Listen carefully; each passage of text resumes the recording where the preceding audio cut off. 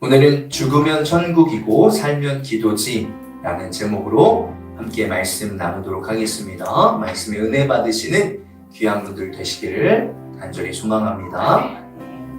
2000년 전 어린아이들의 위상은 오늘날의 유대인들의 정서에는 어린아이들은 어른들로부터 차별과 무관심 그리고 학대의 대상이었습니다. 그저 걸리적거리는 존재에 불과했습니다. 그리하여 당시에 많은 어린이들이 부모의 사랑을 받지 못하고 자랐고 또 사회의 어떤 돌봄의 시스템이나 공동체가 갖춰지지도 못했던 상황이었습니다. 오늘날은 아이들이 참 사랑을 많이 받고 자라고 귀하게 여김을 받지요. 그러나 오늘날과 같은 태도는 많이 없다라는 것이죠. 이런 배경 아래 누가복음 18장 15절에 보면 사람들이 예수께 아기를 데리고 옵니다. 사람들이 아기들까지 예수께로 데려와서 쓰다듬어 주시기를 바랐다. 여기에서 우리 개역개정에는 어린 아기라고 써 있는데 원어에 보면 갓난 아기들을 또 표현하기도 합니다. 그러니까 부모가 데리고 와야만 예수님께 올 수 있는 아이들이죠. 안고 가는 겁니다. 그런 아이들만 예수님께 데리고 왔을 건 아니고요. 어쨌든 우리가 생각하는 어린 아이들을 예수님께 데리고 왔다라고 볼 수 있습니다. 그래서 성경에서 나온 대표적인 사회적 약자죠. 고아 같은 경우는 고통 속에서 죽어가는 경우가 다반사였습니다. 그나마 부모의 사랑을 받는 사람들이 이 저명한 종교 지도자들에게 아이를 데리고 와서 기도 부탁을 하는 거예요. 축복을 해달라고 아이를 데리고 오는 것입니다. 그러니까 오늘 말씀을 보면 사람들이 그러니까 예수님이 좀 저명한 종교 지도자라고 인정을 하면서 예수님께 데리고 온 거예요. 그 모습을 보면서 어떻게 했죠? 제자들이 보고서 그들을 꾸짖었다. 이게 오늘날은 왜 꾸짖을까 이렇게 할 수 있겠지만 이때는 꾸짖는 게 당연한 것이에요. 왜 그럴까요? 예수님이 큰일을 해야 되는데 어린아이들이 걸리적거리는 거예요. 예수님의 행차에 어린이들이 끼어들면 안 되는 거죠. 그런데 예수님께서는 뭐라고 말씀하셨어요? 아기들을 가까이 부르시고 말씀하셨다. 어린이들이 내게 오는 것을 허락하고 막지 말아라. 하나님의 나라는 이런 사람의 것이다. 내가 진정으로 너에게 말한다. 누구든지 어린이와 같이 하나님의 나라를 받아들이지 않는 사람은 거기에 들어가지 못할 것이다. 예수님 뭐라고 말씀하시는 거예요? 어린이들이 내게 오는 것을 막지 말아라. 하나님의 나라는 이런 사람 누구예요? 어린이요. 근데 어린이가 하나님의 나라를 어떻게 받아들이는 거예요? 어린아이와 같이 받아들여야 너희가 하나님의 나라에 들어갈 수 있다. 이렇게 말씀을 하고 계시는 것입니다. 그리고 오늘은 하나님의 나라에 들어갈 수 있는 사람, 즉 어린아이와 같이 하나님의 나라를 받아들이는 사람에 대해서 한번 살펴보고자 합니다. 15절에 보면 힌트가 나와 있습니다. 사람들이 아기들까지 예수께로 데려와서 쓰다듬어 주시기를 바랐다. 이 어린아이들, 갓난아이들은 부모가 없이는 자랄 수가 없습니다. 지난번에 설교 때 어린아이와 같이 순수하게 하나님을 받아들이고 또 천국을 받아들여야 된다 이런 말씀 한번 전한 적이 있는데요. 오늘은 이제 다른 측면을 전하는 것입니다. 즉 어린아이들이 지금 스스로 예수님께 나아간 것이 아니죠. 부모에 의해서 나아간 것이에요. 이처럼 예수님께서 말씀하신 어린아이와 같이 하나님의 나라를 받아들이는 사람은 어떤 사람이냐? 어린이가 부모를 의존하듯이 무리 없이 예수님을 의지해서 하나님을 의지해서 살아가는 사람, 그런 사람이 하나님의 나라에 들어갈 수 있다라는 것입니다. 내 어떤 의나 내 능력이나 내 것들을 의지해서 살아가는 것이 아니라 어린이가 부모님 의존하듯이 우리가 하나님 의지하면서 살아가는 사람. 우리가 예수님 의지하면서 살아가는 사람이 하나님의 나라에 합당한 자다라고 오늘 말씀을 하고 있는 것입니다. 누가복음에서 꾸준하게 등장하는 사람들이 있어요. 세리와 죄인, 그리고 또 앞으로 이제 18장 이후에 등장하는 이 맹인이 있고 또 삭개오가 있죠. 이런 사람들이 어떻게 하나님의 나라에 합당한 사람이 되었냐? 하나님, 예수님을 의지해서 예수님의 은혜와 긍휼을 구했다는 거예요. 어떤 내 것을 의지하며 살아간 것이 아니다라는 거예요. 다시 말씀드려서 어린아이가 부모님에 의해서 예수님께 나아갔던 것처럼 우리가 하나님의 나라에 갈 수 있는 방법은 우리의 것, 우리의 능력, 우리의 의가 아니라 오직 하나님의 은혜와 긍휼로만 가능하다. 그것을 의지할 때 우리가 하나님의 나라에 들어갈 수 있다라는 것이에요. 여러분들은 하나님 의존적이신가요? 아니면 자신을 하나님보다 더 의지하고 계신가요? 우리 모두가 하나님의 도우심과 은혜와 긍휼이 아니면 안 된다라는 고백을 함께 할 수 있길 소망합니다. 그리고 그렇게 살아갈 수 있는 여러분들이 되시길 간절히 소망합니다. 이후에 부자 두 분이 나와요. 두 명이 나와요. 부자 관리와 그리고 부자 삭개오가 나옵니다. 부자 관리는 하나님의 나라에 들어가지 못했고 합당한 자가 안 되었고, 삭개오는 하나님의 나라에 들어갈 만한 합당한 사람이 되었습니다. 이 어떤 차이가 있었는지에 대해서 좀 살펴보고자 합니다. 먼저 부자 관리이죠. 어떤 관리가 물어 이르되 선한 선생님이여 내가 무엇을 하여야 영생을 얻으리이까? 예수님께 물어보는 질문 자체도 굉장히 공격적입니다. 자신감에 차 있습니다. 제자들은 제지하지도 않아요. 막지도 않아요. 왜 안 막을까요? 부자이기 때문이에요. 그 당시에 돈은 하나님의 축복이에요. 그러니까 부자죠? 하나님의 축복을 받은 사람을 막을 이유가 없어요. 그래서 이 사람은 예수님께 와서 물어보는 것입니다. 선한 선생님이요, 내가 무엇을 하여야 영생을 얻으리이까? 근데 예수님은 바로 그 다음 절에 뭐라고 말씀하시냐면 어찌하여 너는 나를 선하다고 하느냐? 하나님 한 분밖에는 선한 분이 없다. 선을 결정하시는 것은 사람이 결정하는 것이 아니다. 누가 결정하는 거예요? 하나님이 결정하는 거예요. 오직 선은 하나님이시다. 이 첫 번째 가르침을 하고 두 번째 이제 영생에 대해서 가르쳐야 될 게 두 개라는 거예요. 그래서 선에 대해서 그리고 두 번째 영생에 대해서 말씀을 하고 있죠. 너는 계명을 알고 있을 것이다. 간음하지 말아라, 살인하지 말아라, 도둑질하지 말아라, 거짓으로 증언하지 말아라, 내 부모를 공경하여라 하지 않았느냐? 나는 이 모든 것을 어렸을 때부터 다 지켰습니다. 이 말을 들으시고 그에게 말씀하십니다. 내게는 아직도 한 가지 부족한 것이 있다. 내가 가진 것을 다 팔아서 가난한 사람들에게 나누어 주어라. 그리하면 내가 하늘에서 보화를 차지하게 될 것이다. 그리고 와서 나를 따라라. 이 말씀을 듣고서 그는 몹시 근심하였다. 그가 큰 부자이기 때문이었다. 예수님이 아까 영향력 있는 분이라고 했죠. 영향력 있는 분이 당시 6계명부터 10계명까지 다 지켰습니까? 이렇게 물어봤을 때 예, 제가 어렸을 때부터 다 지켰습니다라고 말할 수 있는 사람이 얼마나 있을까요? 당당한 거예요. 당당해요. 그러자 네 모든 것을 팔아서 가난한 사람들에게 나누어 주라 하니까 근심하면서 떠나갔다. 뭐 이런 말씀도 있는 거죠. 왜요? 부자이기 때문이에요. 헬라어 언어로 보면 매우 슬퍼했다라는 내용입니다. 내 부모를 공경하여라. 네, 이게 가장 첫 번째 있는 건데 이 계명 제외하고는 다 뭐예요? 하지 말아라예요. 하지 말아라. 하지 말아라는 뭐예요? 그러니까 소극적인 삶의 실천을 이야기하고 있는 거예요. 나쁜 짓을 하지 않고 남에게 피해를 주지 않는 것을 이야기하죠. 그러나 예수님이 말씀하신 나누어 주어라는 더 적극적인 삶의 실천을 말씀하고 계시는 것입니다. 근데 이게 십계명과 나누어 주어라가 연결이 돼 있다고 생각하시나요? 안 돼 있다고 생각하시나요? 연결이 되어 있으니까 제가 말씀을 드리는 거겠죠. 연결이 되어 있어요.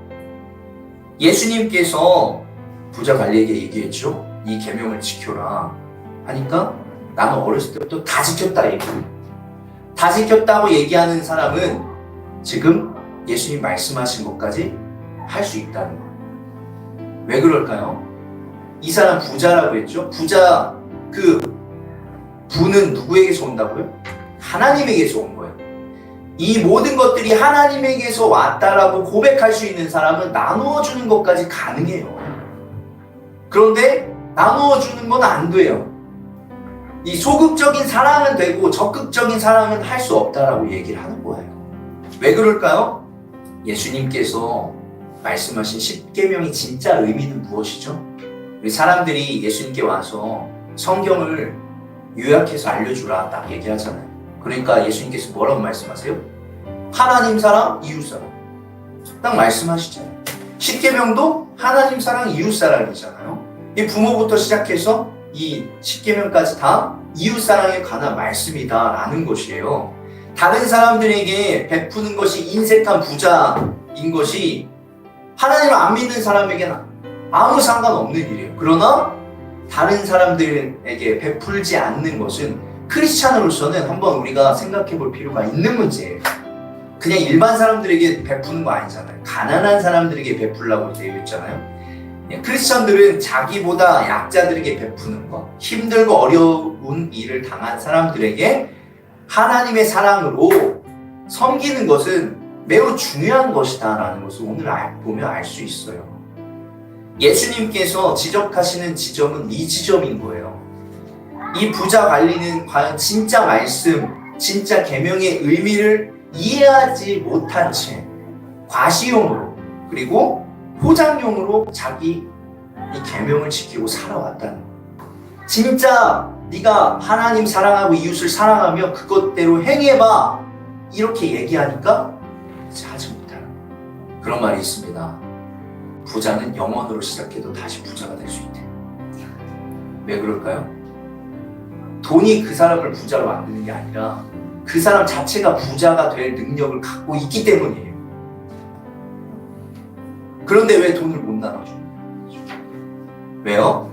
내가 이거 어떻게 모은 돈인데 한마디로 아깝다는 거예요. 이게 누구의 돈이라는 고백이 있는 거예요? 그러면 내 돈이라는 거예요. 하나님의 돈이 아니에요. 하나님이 축복해 주셔서 주신 돈은 아니라는 거예요. 이게 진짜 부자 관리의 마음이었다는 거죠. 하나님의 은혜가 아닌 내 돈으로, 내 힘과 내 능력으로, 내 수고로 모은 돈이기 때문에 아까운 거예요. 나눠줄 수 없어요. 성경적으로 보자면 부자는 하나님이 만들어주신 것이에요. 그러면 여러분의 사업과 어떤 직장에서의 잘됨 역시 하나님께서 역사해 주셔서 그렇게 된 것이지 여러분이 잘나서 뛰어나서 그렇게 된 것이 아닙니다. 우리는 매 순간순간 기도해야 돼요.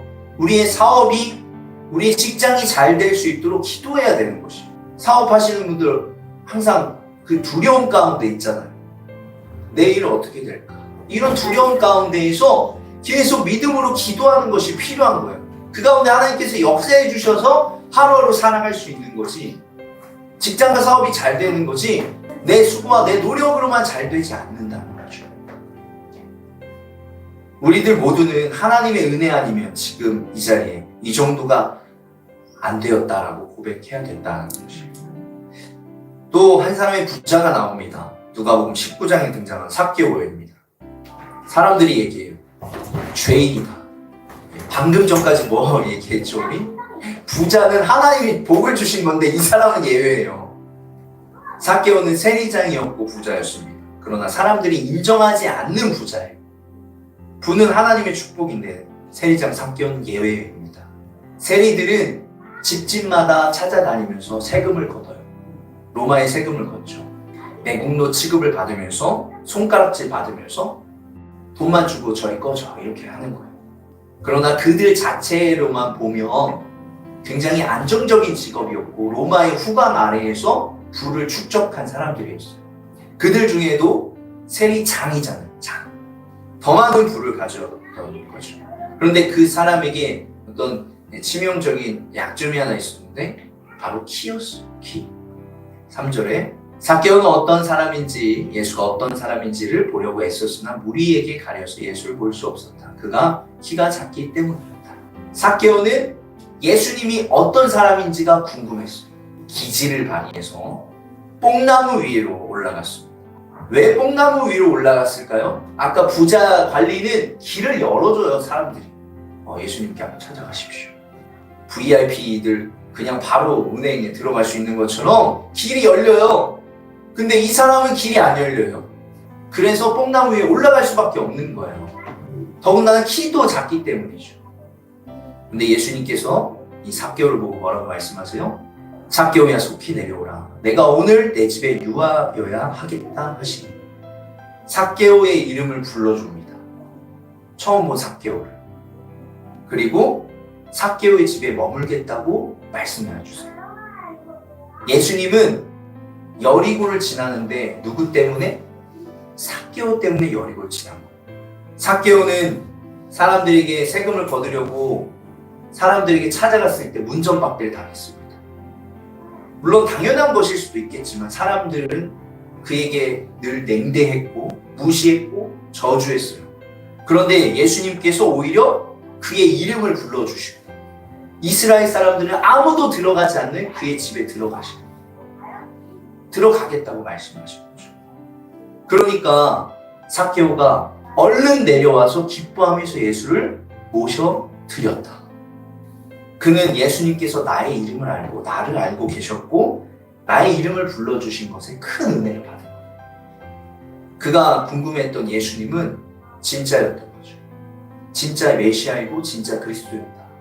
그는 예수님을 만나고 너무 기뻐했습니다. 그래서 예수님을 자신의 집으로 모셨지만 실상은 무엇이에요? 내 마음속에 모신 겁니다. 그리하여 먼저 고백하죠. 뭐라고요? 주님 보십시오. 내 소유의 절반을 가난한 사람들에게 주겠습니다. 또 내가 누구에게서 강제로 빼앗은 것이 있으면 4배로 하여 갚아주겠습니다. 그럼 재산이 얼마나 있을까요? 이 사람이 예수님을 만나기 전에 진실되게 살았을까요? 알 수는 없지만 일반적으로 보자면 그렇지 않았을 확률이 굉장히 높죠. 그러면 일단 절반 내어주고 그 다음에 4배씩이나 갚아주면 재산이 얼마나 남아있겠냐는 거예요. 그런데 예수님께서 뭐라고 말씀하세요? 오늘 구원이 이 집에 이르렀다. 이 사람도 아브라함의 자손이다. 인자는 잃은 것을 찾아 구원하러 왔다. 세리장이자 부자이자 키가 작은 죄인이었던 삭개오는 예수님으로부터 아브라함의 아들이라는 영광스러운 정체성을 얻게 됩니다. 나도 구원받은 하나님의 백성이구나. 아브라함이 누구의 대표예요? 구원받은 이스라엘의 대표이잖아요. 나도 이제 구원받은 하나님의 자녀이구나 라는 정체성이 생겼다는 거예요. 이 부자 관리와 부자 삭개오 차이가 무엇이라고 생각하시나요? 차이 간단하게 말씀드리면 내 것과 하나님의 것 차이입니다. 같이 한번 따라해볼까요? 하나님의 것. 그러니까 내가 내 거 가진 사람은 내게 더 중요하기 때문에 근심하면서 슬퍼하며 떠나갈 수밖에 없어요. 그러나 저는 하나님의 것입니다. 같이 한번 따라하겠습니다. 저는 하나님의 것입니다. 저는 하나님의 것입니다. 하나님으로부터 왔습니다. 하나님의 말씀에 순종하며 살아가겠습니다. 하나님을 의지하겠습니다. 은혜를 베풀어 주십시오. 긍휼을 베풀어 주십시오 하면서 하나님을 의지하며 받아들이는 사람은 하나님의 자녀가 될 수 있는 거예요. 요한복음 1장 12절이죠. 영접하는 자, 곧 그 이름을 믿는 자들에게는 하나님의 자녀가 되는 권세를 주셨어요. 이 세 번역 같이 읽어볼까요? 시작. 그러나 그를 맞아들인 사람들, 곧 그 이름을 믿는 사람들에게는 하나님의 자녀가 되는 특권을 주셨다. 삭개오는 아마 예수님을 영접한 후에 이 어린아이와 같이 하나님 의존적인, 하나님만을 의지하는 사람으로 바뀌었을 것입니다. 그렇기 때문에 자신의 재물, 이 삭개오가 믿을 수 있는 것 딱 하나밖에 없잖아요. 재물밖에 없는 거예요. 사람들이 날 무시하고 저주하는데 나에게 있어서 딱 하나 위안이 되는 것이 물질밖에 없어요. 그런데 그것까지도 예수를 만난 뒤에 나눠주겠다고 이야기하는 것이에요. 내가 가장 중요하게 여긴 그것까지도 예수를 만난 뒤에는 하나님 다음이라는 거예요. 나는 하나님의 것입니다라는 고백이, 나의 부가 하나님으로부터 왔습니다라는 그 고백이 있었기 때문에, 세리 삭개오가 있었기 때문에 이런 일을 할 수 있었다는 거죠. 말씀을 마무리합니다. 세eden 교회, 굉장히 유명한 교회입니다. 오른쪽에 계신 분이 소강성 목사님이고 그의 어머님 정금성 권사님이십니다. 몇 년 전에 이 대학병원에서 이 어머님께서 건강검진을 받았는데 폐암 판정을 받은 거예요. 그래서 이 아들 목사님이 물어봤대요. 암으로 돌아가시면 어쩌시려고요? 이러니까 뭐라고 말씀하셨냐? 아무 걱정도 안 하네. 죽으면 천국이고 살면 기도지. 정 권사님이 하나님의 은혜와 긍휼을 구하며 사는 대표적인 분이 아닐까 생각됩니다. 늘 기도하며 하나님을 의지하는 삶이야말로 하나님의 은혜와 긍휼을 구하는 삶이라고 생각됩니다. 이 정 권사님도 사람인데 폐암이라는 진단을 받았을 때 이 생에 대한 욕심이 안 나겠습니까? 그런데 덤덤하게 죽으면 천국이고 살면 기도지. 이렇게 고백할 수 있었던 것은 내 모든 것이 하나님의 것이라는 귀한 믿음에서 나오는 것이라고 생각됩니다. 놀라운 것은 오진이었다는 거예요. 그래서 지금도 잘 살고 계십니다. 예. 간혹 그런 경우가 있어요. 우리 주변에. 말씀을 정리해서 다시 말씀드리면 우리 어린아이와 같이 삭개오와 같이 정 권사님과 같이 예수님께 나아가시는 분들 되시길 소망합니다. 하나님의 은혜와 긍휼을 구하며 저는 하나님의 것입니다. 저의 모든 것 하나님으로부터 왔습니다. 이렇게 고백하며 나아가실 수 있는 귀한 분들 되시길 소망합니다. 하나님의 나라를 소망하며 믿음으로 하루하루 살아가시는 귀한 분들 되시길 주의 이름으로 축복합니다. 아멘. 아멘.